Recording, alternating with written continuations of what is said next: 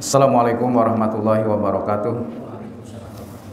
Alhamdulillahirabbil alamin, nahmaduhu wa nasta'inuhu wa nastaghfiruh wa na'udzu billahi min syururi anfusina wa min sayyiati a'malina, may yahdihillahu fala mudhillalah wa may yudlil fala hadiyalah. Asyhadu an la ilaha illallah wahdahu la syarikalah wa asyhadu anna Muhammadan abduhu wa rasuluh la nabiyya ba'dah. Allahumma shalli wa sallim ala nabiyyina Muhammad wa ala alihi wa ashabihi ajma'in, amma ba'du. Qala Allah ta'ala a'udzu billahi minasyaitonir rajim. Ya ayuhan nasu taqu rabbakumul ladzi khalaqakum min nafsin wahidah wa khalaqa minha zawjaha wa batha minhuma rijalan katsiran wa nisaa'a wattaqullaha alladzi tasaaluna bihi wal arham innallaha kana 'alaikum raqiba, ma ba'du. Bapak-bapak, ibu-ibu, hadirin wal hadirat, jamaah subuh rahimani wa rahimakumullah. Puji dan syukur marilah bersama-sama kembali kita panjatkan kehadirat Allah Subhanahu wa taala atas limpahan segala nikmat dan karunia-Nya, hidayah serta petunjuknya jualah, sehingga pada kesempatan ini kita sudah berada di penghujung atau juga di puluhan terakhir, sepertiga terakhir daripada bulan Ramadan. Semoga kita bisa memanfaatkan sepertiga daripada bulan Ramadan atau di penghujung daripada bulan Ramadan justru dengan peningkatan amal-amal kita di hadapan Allah Subhanahu wa taala. Jangan di penghujung daripada Ramadan ini justru jamaahnya semakin berkurang atau shopnya semakin maju. Karena apa? Karena sudah banyak orang yang pindah menuju mal-mal. Jangan seperti itu. Justru di penghujung atau puluhan terakhir ini kita sprint, ibarat lari. Di hari pertama sampai dengan 20 itu Nabi masih menyempatkan untuk tidur, Pak. Masih menyempatkan untuk tidur dan juga sholat. Tetapi menjelang 10 terakhir daripada bulan Ramadan, bahkan beliau menyedikitkan tidur atau bahkan hampir tidak tidur di 10 terakhir daripada bulan Ramadan. Jadi kalau 1 sampai 20 masih ada kesempatan sebagaimana Nabi menyempatkan tidur di 20 pertama, tetapi 10 terakhir beliau bahkan lebih sedikit atau bahkan tidak tidur sama sekali. Nah, oleh karena itulah mari sama-sama kita tingkatkan ibadah kita di 10 terakhir daripada bulan Ramadan untuk meraih keutamaan atau keistimewaan yang disediakan bagi kita umat Nabi Muhammad SAW, yaitu adalah malam Al-Qadar atau Lailatul Qadar. Salawat dan salam semoga senantiasa tercurah kepada Nabi kita Muhammad SAW beserta keluarga, para sahabat, tabi'in serta pengikut beliau yang senantiasa istiqamah menjalankan sunnah-sunnah makbulahnya hingga akhir zaman.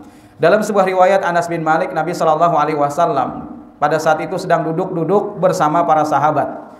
Ketika kami duduk-duduk, kata Anas bin Malik, bersama Nabi dalam sebuah majlis, kemudian Nabi SAW bersabda, "Yatu alaikumul an rajulun min ahlil jannah." Sebentar lagi akan masuk melintas seorang laki-laki yang dia adalah calon penghuni surga. Kami pun tidak sabar siapa yang akan masuk orang yang disebut sebagai calon penghuni surga tersebut oleh Nabi. Kami menunggu-nunggu, ternyata yang masuk ketika itu adalah seorang dari kalangan Ansor yang masih ada bekas-bekas wudu di wajahnya menetes. Kemudian tangan kirinya menenteng sendalnya. Untuk kedua kalinya di hari yang kedua, ketika kami duduk-duduk bersama Nabi juga, Nabi kembali bersabda, "Yatlu alaikumul an rajulun min ahlil jannah." Sebentar lagi akan melintas, akan masuk seorang laki-laki yang dia adalah calon penghuni surga. Kami pun berharap-harap cemas, siapa nih yang dia akan masuk ke dalam masjid Nabi. Ternyata sama dengan hari yang pertama, yang masuk adalah laki-laki yang kemarin. Kemudian di hari yang ketiga juga Nabi pernah bersabda demikian, "Yatlu alaikumul an rajulun min ahlil jannah." Sebentar lagi akan masuk kepada kalian atau akan melintas seorang laki-laki yang dia adalah calon penghuni surga. Kami pun menunggu-nunggu siapa yang datang, ternyata sama dengan hari yang pertama dan kedua, laki-laki itu lagi. Kemudian salah seorang sahabat yang bernama Abdullah bin Amr bin As ingin mengetahui, Pak, rahasia amal apa yang dilakukan oleh si laki-laki ini sehingga dia pantas disebut sebagai calon penghuni surga oleh Rasul. Jadi betapa antusiasnya, Pak, para sahabat itu ketika mereka mengetahui ada sesuatu yang istimewa. Nabi menyebutkan istimewa pada diri seseorang atau amal-amal istimewa, maka pasti para sahabat ingin mengetahui apa amal itu, Pak. Setelah mereka mengetahui apa amal itu, maka pasti mereka ingin mengamalkannya, ingin melaksanakannya. Itulah keutamaan para sahabat sehingga mereka disebut dengan radhiyallahu anhum wa radu'an. Jadi Allah meridhai mereka. Jadi ini titel bergengsi di dunia dan akhirat, Pak. Kalah doktor, kalah PhD, kalah MM dan segala macamnya. Titel yang paling tinggi bagi seorang manusia di dunia dan di akhirat adalah mendapatkan ridha Allah Subhanahu wa taala. Radhiyallahu anhu wa radu'an. Jadi para sahabat itu adalah orang-orang yang begitu antusias untuk mengetahui rahasia amal apa yang dilakukan oleh orang yang disebut istimewa oleh Rasul. Maka itu salah seorang sahabat bernama Abdullah bin Amr mengikuti dari belakang ketika si laki-laki tadi pulang. Diikuti oleh Abdullah bin Amr sampai di rumah laki-laki tersebut. Kemudian Abdullah bin Amr pun buru-buru menghampiri laki-laki tersebut. Kemudian Abdullah bin Amr berkata, "Ya fulan, aku ingin menginap di rumahmu, izinkan aku untuk menginap di rumahmu barang beberapa malam, karena aku punya persoalan," kata Abdullah bin Amr, "di rumahku, sehingga aku berjanji dalam beberapa malam ini tidak bisa pulang." Nah, sebenarnya tujuan Abdullah bin Amr bermalam di rumah orang tersebut hanya ingin mengetahui, Pak, rahasia amal apa, atau hanya ingin memata-matai amal apa yang dilakukan oleh si laki-laki tadi. Kemudian akhirnya si laki-laki tadi pun mempersilahkan kepada Abdullah bin Amr menginap di rumahnya.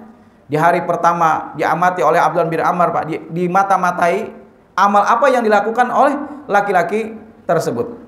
Ternyata di hari pertama Abdullah bin Amr tidak menemukan, Pak, tidak menemukan rahasia amal apa yang dilakukan oleh si laki-laki tadi.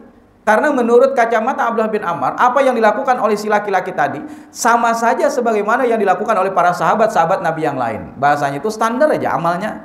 Kok dia disebut oleh Rasul sebagai calon penghuni surga? Mungkin ada sesuatu yang lain. Akhirnya ditunggu kembali di hari yang kedua oleh Abdullah bin Amr.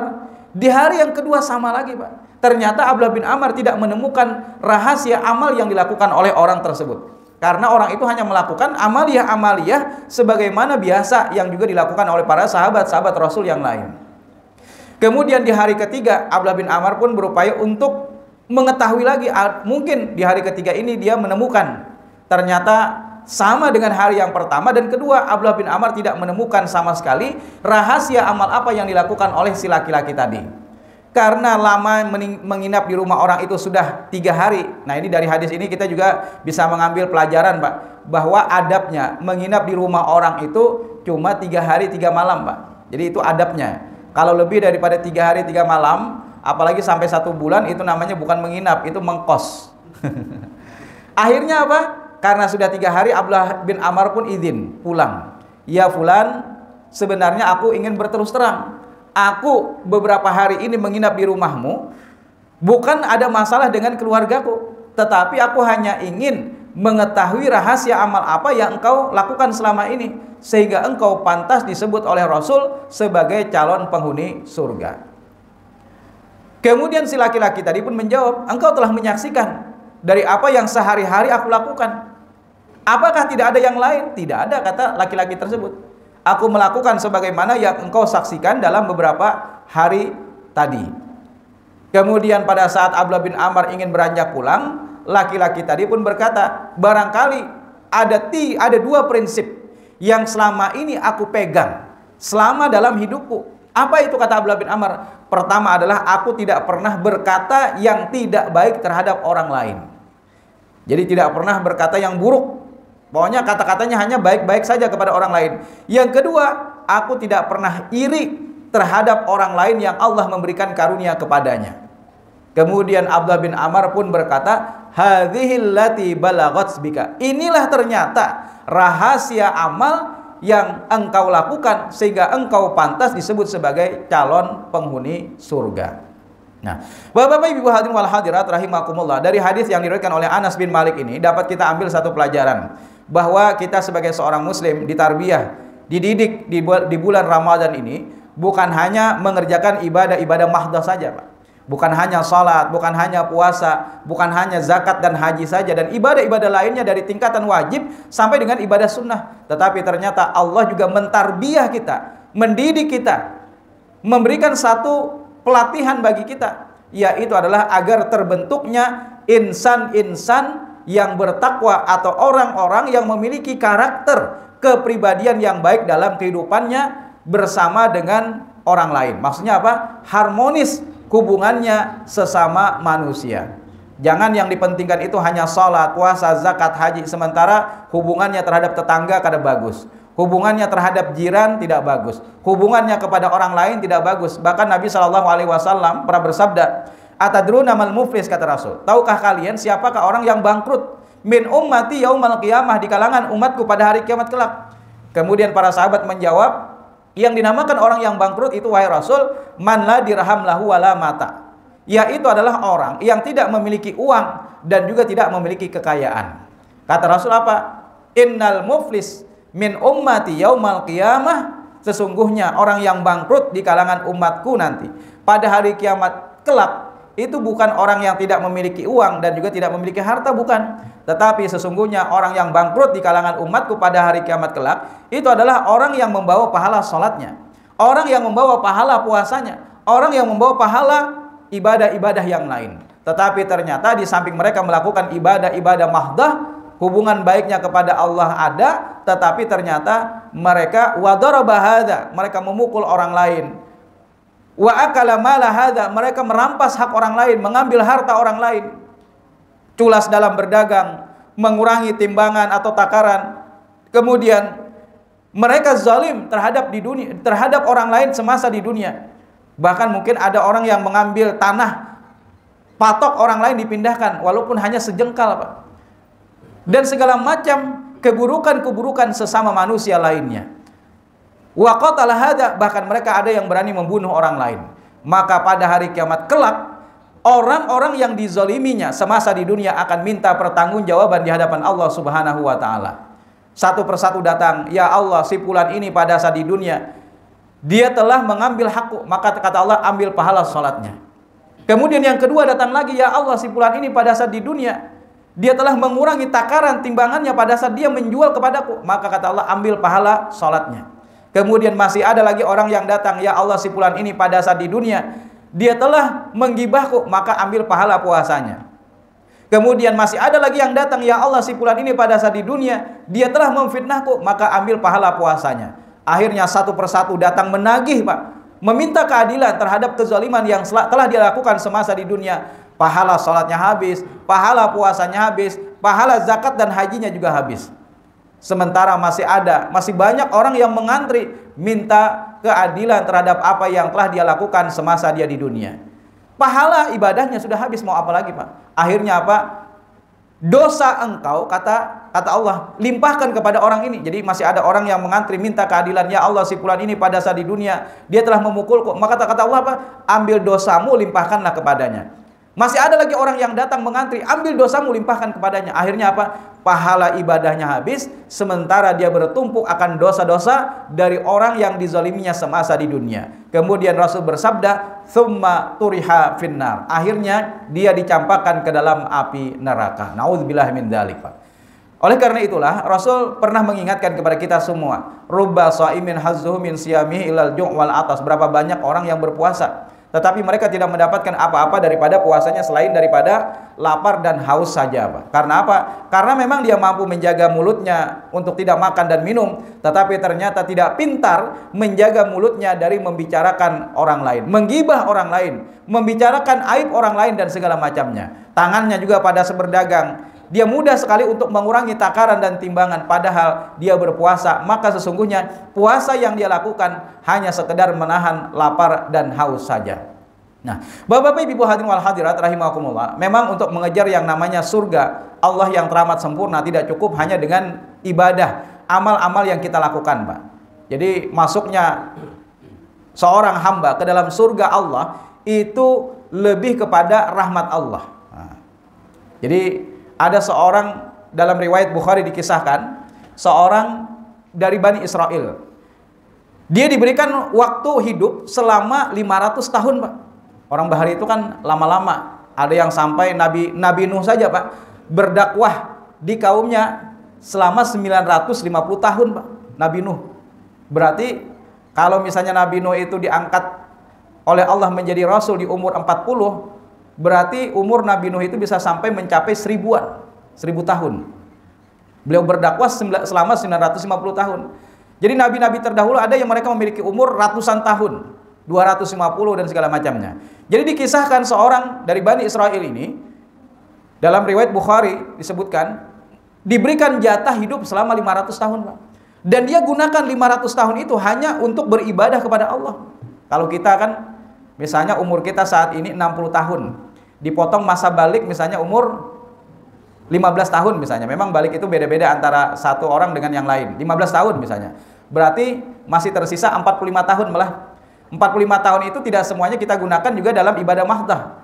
Aktivitas lain, kita tidur dalam satu malam misalnya 6 jam. Kalikan berapa tahun sudah. Kemudian kita bekerja di siang hari dari jam 8 sampai jam 2 siang atau jam 3. Itu berapa jam sudah habis waktu kita. Kalikan dengan umur kita saat ini. Mungkin yang kita gunakan itu tidak lebih daripada 15 tahun beribadah kepada Allah, Pak. Itu gen syukur benar sudah. Itu lumayan banyak, Pak. Sekali misalnya sholat dikalikan dengan 5 waktu, taruhlah setengah jam dengan ibadah-ibadah sunnahnya, qobliyah atau juga ba'diyahnya. Ditambah dengan ibadah-ibadah sunnah lainnya, taruhlah setengah jam. Setengah jam kalikan 5 berarti 2,5 jam. Nah, kalikan berapa tahun umur yang Allah berikan kepada kita ketika kita sudah balik. Berarti kurang lebih misalnya taruhlah 15 tahun. 45 dikurang 15. Nah, selebihnya 30 tahun kita gunakan untuk tidur, aktivitas lainnya. Sekalipun aktivitas lainnya itu kalau kita niatkan ibadah, itu termasuk dalam kategori ibadah juga. Kita bekerja itu ibadah dan segala macamnya. Tetapi yang kita hitung ini ibadah mahdahnya. Nah, laki-laki tadi beribadah selama 500 tahun lamanya, Pak. Nah, ketika dia meninggal dunia, Allah pun memerintahkan kepada malaikat, wahai malaikat, tempatkanlah laki-laki ini ke dalam surga dengan rahmatku. Ternyata dia protes, Pak. Ya Allah, dengan amalku yang telah aku lakukan selama 500 tahun. Lalu kata Allah, dengan rahmatku. Ternyata dia protes lagi, dengan amalku ya Allah. Maksudnya itu hargai amalku yang telah aku lakukan selama 500 tahun. Akhirnya apa? Allah pun mengatakan kepada malaikat, wahai malaikat, timbang amal orang ini yang telah dia lakukan selama 500 tahun. Ditimbangnya itu dengan bukan apa-apa, Pak. Hanya dengan satu kenikmatan yang Allah berikan kepadanya, yaitu mata, Pak. Baru lagi nikmat-nikmat yang lain, baru mata aja. Akhirnya malaikat pun menimbang 500 tahun amal yang dilakukan oleh laki-laki tadi dengan kenikmatan satu yang Allah berikan, yaitu mata. Ditimbang malaikat, ternyata berat mana, Pak? Berat mata yang Allah berikan nikmat kepadanya. Luar biasa, Pak. Belum lagi nikmat nafas yang kita diberikan secara gratis. Coba bayangkan, Pak, orang yang kemarin itu mengalami COVID, itu deras, Pak. Sekalipun deras yang masuk ke dalam hidung, oksigen, itu kadang merasa, Pak. Orang kadang merasa karena apa? Mungkin sudah terkontaminasi virus. Bahkan dalam sehari itu bisa menghabiskan 5 tabung, Pak. Kalikan saja satu tabung 150. Berapa uang yang dihabiskan ketika seseorang butuh akan nafas. Nah, kita diberikan oleh Allah nikmat gratis bernapas. Belum lagi nikmat-nikmat yang lain. Kita bisa menggerakkan anggota badan kita. Kita bisa mengecap dan segala macamnya. Ini kenikmatan-kenikmatan yang terkadang tanpa kita sadari. Jadi baru satu nikmat mata yang Allah berikan kepada orang tersebut ditimbang dengan 500 tahun amal yang telah dia lakukan, ternyata masih berat nikmat mata yang Allah berikan. Beberapa waktu yang lalu kami mengadakan literasi keuangan syariah bersama para disabilitas Kota Banjarbaru, Pak. MES Kalimantan Selatan, Masyarakat Ekonomi Syariah Kalimantan Selatan mengadakan literasi keuangan syariah bersama mereka. Sekaligus juga bakti sosial. Pada saat itu kita melihat, Pak, cobaan yang Allah berikan kepada orang yang memiliki kebutaan atau netra itu, Pak, disabilitas netra, itu luar biasa, Pak. Tetapi ternyata tidak menurunkan semangat mereka untuk tetap melaksanakan sholat berjamaah di musola, Pak. Jadi alhamdulillah mereka oleh Pemko Banjarbaru disediakan satu tempat khusus. Jadi ada perumahannya, dibangunkan rumah. Kemudian disediakan di depannya itu, di daerah Trikora itu, Pak, disediakan musola. Nah, ulun lihat masing-masing salat zuhur itu mereka dituntun dengan tongkat aja, Pak. Sebagaimana Ibnu Umi Maktum dikisahkan, kan. Ibnu Umi Maktum itu adalah salah seorang muadzinnya Nabi, yang pada saat itu berkata kepada Nabi, wahai Rasul, bagaimana ulun ini kada penuntun malam lagi, waktu subuh. Bagaimana, apakah salat berjamaah itu tidak wajib bagi ulun? Kemudian Nabi pun mengatakan ya. Akhirnya ketika Ibnu Umi Maktum ingin pulang, dipanggil lagi oleh Nabi. Apakah engkau mendengar bunyi azan? Ya wahai Rasul, kalau begitu penuhilah panggilan tersebut. Nah, akhirnya Ibnu Ummi Maktum pun memenuhi panggilan sholat berjamaah bahkan lebih awal, karena beliau sebagai muadzinnya Nabi Shallallahu Alaihi Wasallam bersama dengan Bilal. Nah, jadi untuk bisa lebih bisa menghadiri sholat berjamaah, maka beliau menjadi muadzinnya Nabi Shallallahu Alaihi Wasallam, Ibnu Ummi Maktum. Jadi nama kalau penduduk Madinah menyebutnya adalah Abdullah bin Ibnu Ummi Maktum. Entah kenapa dinisbatkan kepada ibunya Ibnu Ummi Maktum. Ummi Maktum, nama ibu daripada Abdullah. Nah, pada saat itu mereka dengan semangatnya menuju sholat berjamaah walaupun hanya dengan menggunakan tongkat, Pak. Tapi tongkatnya itu tongkat ajaib juga. Tongkat itu ya mungkin ada alat-alat tertentu. Jadi pada saat itu mereka bisa menggunakan alat itu tanpa kesulitan untuk menuju musola. Bahkan handphonenya pun juga spesial, Pak. Kalau kita ketik WA, asal jangan disingkat malah, maka mereka akan sampai ke mereka itu dengan suara. Misalnya kita mengetik WA, saya akan datang ke sana pukul 10 misalnya. Maka ketikan WA kita itu akan berbunyi berupa suara, asal jangan disingkat. Ini misalnya singkat SY saya misalnya. Itu kadang-kadang Pak diterjemahkan oleh WA itu. Nah, jadi betapa antusiasnya mereka melaksanakan sholat berjamaah. Padahal mereka dalam keadaan demikian. Bahkan satu keutamaan bagi orang-orang yang diberikan cobaan buta, Pak. Kata Nabi dalam sebuah riwayat disebutkan kalau mereka ikhlas dengan kebutaannya, maka ganjarannya adalah surga, Pak. Luar biasa.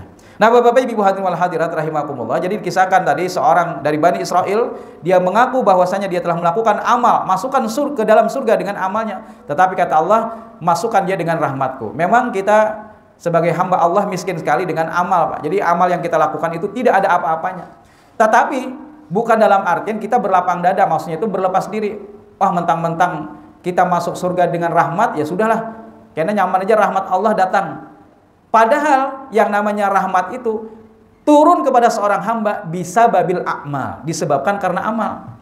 Jadi bukan tiba-tiba Allah langsung memberikan rahmat kepada seseorang, bukan. Tetapi bisa babil a'mal, dengan amal-amal yang dia lakukan, maka Allah pun menurunkan rahmatnya untuk menempatkan seseorang ke dalam surga Allah yang teramat sempurna. Jadi amal yang kita lakukan ini miskin sekali, tidak ada apa-apanya, tidak bisa menebus surga Allah yang maha sempurna. Kita dimasukkan oleh Allah ke dalam surga, tiada lain kecuali hanya dengan rahmat Allah subhanahu wa ta'ala. Asal kita tidak melakukan perbuatan-perbuatan syirik. Nah ini, jadi menjadi konsen kita, rahmat Allah itu akan sampai kepada seorang hamba yang memasukkannya ke dalam surga adalah dengan amal. Tetapi tentu di samping dia beramal, jangan sampai dia melakukan perbuatan-perbuatan syirik. Inna syirka la zulmun azim. Sesungguhnya syirik itu adalah kezaliman yang paling besar. Bahkan orang-orang yang melakukan perbuatan syirik, maka tidak akan pernah masuk ke dalam surga. Mereka akan berada di neraka khalidina fiha selama-lamanya, Pak. Sama sebagaimana orang kafir. Maka itu kalau misalnya dia tidak bertaubat, tidak bertaubat dalam perbuatan-perbuatan syiriknya di masa dia di dunia, maka dia akan dimasukkan ke dalam neraka. Nauzubillahi min dzalik, Pak. Jadi kalau misalnya dulu kita pernah melakukan perbuatan-perbuatan syirik sebelum kita meninggal dunia, maka bertaubatlah. Mudah-mudahan dari dosa syirik itu Allah akan ampuni. Nah, kecuali kalau kita minta ampun kepada Allah sebelum kita meninggal dunia. Jadi misalnya Bahari masih percaya kepada wafak misalnya, percaya kepada tali menali.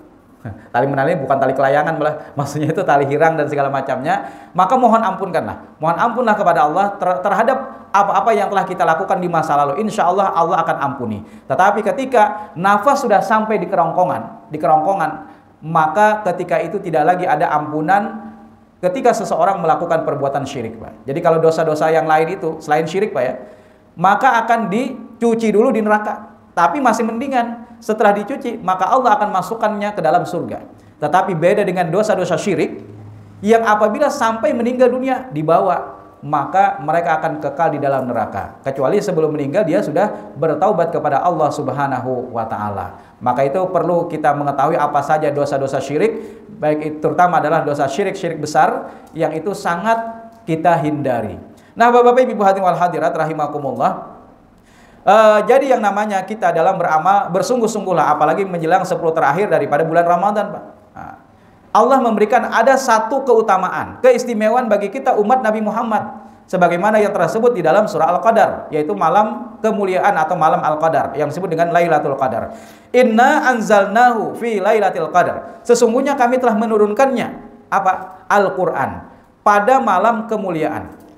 Wa ma adraka ma Lailatul Qadar. Tahukah kalian apa itu malam kemuliaan? Lailatul Qadri khairum min alfi syahr. Satu malam yang apabila seseorang beribadah maka bagaikan 1000 bulan. 1000 bulan itu hitungannya sekitar 83 tahun, Pak, atau 84 tahun lah dibulatkan. 84 tahun. Jadi kalau seandainya kita bisa meraih yang namanya keutamaan pada malam Al-Qadar itu, maka luar biasa, Pak. Kalau umat-umat terdahulu mereka diberikan waktu umur yang panjang. Tetapi sekalipun kita umat Nabi Muhammad itu tidak terlalu panjang umurnya. Kata Nabi apa? Umur umatku itu antara sitin wa sab'in, antara 60 sampai dengan 70. Kalau misalnya ada di antara pian yang sudah sampai misalnya 80, itu berarti bonus, Pak. Tetapi ternyata Allah berikan keistimewaan bagi kita umat Nabi Muhammad yang apabila kita mampu meraih malam Al-Qadar, maka bagaikan kita beribadah selama 83 tahun. Luar biasa. Ada diceritakan dalam sebuah athar, Pak. Jadi ada seorang ibu di zaman Nabi Nuh pada saat itu memiliki anak, Pak, yang meninggal dunia pada usia 60 tahun. Dia menangisi anaknya yang meninggal dunia dalam umur 60 tahun. Karena apa? Karena dia merasa bahwasanya anaknya ini masih belia, masih kecil, Pak. 60 tahun di masa lalu itu dianggap masih muda, Pak. Kalau kita wah ini 60 tahun sudah bercucu. 60 tahun di masa Nabi Nuh itu dianggap masih bayi, masih belia. Kemudian Nabi Nuh pun menyabarkan ibu tadi, wahai ibu, tidak perlu engkau bersedih terhadap kematian anakmu yang berusia 60 tahun ini. Karena nanti di akhir zaman ada orang-orang yang berumur 60 tahun sebagaimana anakmu ini, tetapi di masa yang akan datang atau di akhir zaman itu dianggap sudah tua sekali. Nah, ternyata akhir zaman itu sudah sampai di hadapan kita, Pak. Kita umur 50 tahun aja sudah dianggap tua, apalagi yang sampai umur 60 atau juga bahkan lebih. Jadi di masa Nabi Nuh itu 60 tahun itu dianggap masih kecil, Pak, masih belia. Sehingga ibundanya pada saat anaknya meninggal menangis dengan anaknya yang masih berusia 60 tahun. Nah, sekalipun demikian, alhamdulillah umur kita tidak terlalu panjang, dalam artian umur umatku kata Nabi antara sitin wa sab'in. Tetapi kalau kita diberikan oleh Allah keistimewaan yaitu malam Al-Qadar, Pak. Bayangkan kalau misalnya umur kita saat ini taruhlah 40 tahun. Di masa umur kita 40 tahun ini 10 kali saja kita mendapatkan malam Al-Qadar, beribadah pada malam Al-Qadar, maka bagaikan 83 tahun kita melaksanakan ibadah. Kalikan 10, misalnya taruhlah 10 kali Ramadan, alhamdulillah pada saat itu kita berkesempatan untuk beribadah pada malam Al-Qadar, berarti 830 tahun, Pak. Jadi luar biasa keutamaan bagi kita umat Nabi Muhammad. Kalau kita tahun ini mendapatkan malam Al-Qadar, tahun sebelumnya kita mendapatkan 10 kali saja, maka bagaikan 830 tahun. Berarti hampir menyamai siapa, Pak? Nabi Nuh alaihi salam, Pak. Luar biasa. Inilah, mari sama-sama di kesempatan 10 terakhir daripada Ramadan ini kita mujahadahkan, bersungguh-sungguh kita isi Ramadan kita dengan sebaik-baiknya. Jangan justru beralih yang namanya masjid atau musolanya ke mal-mal. Karena orang sudah pada sibuk untuk mempersiapkan pakaian lebaran, makanan lebaran dan segala macamnya. Justru di 10 terakhir daripada Ramadan ini kita lebih giat lagi. Bahkan bahasanya tadi sprint kita lakukan untuk meraih malam kemuliaan. Apa-apa saja yang bisa kita lakukan. Tilawatil Quran, karena Al-Quran diturunkan pada malam Al-Qadar, Pak. Ini kita tingkatkan tilawatil Quran, kita perbanyak baca Al-Quran.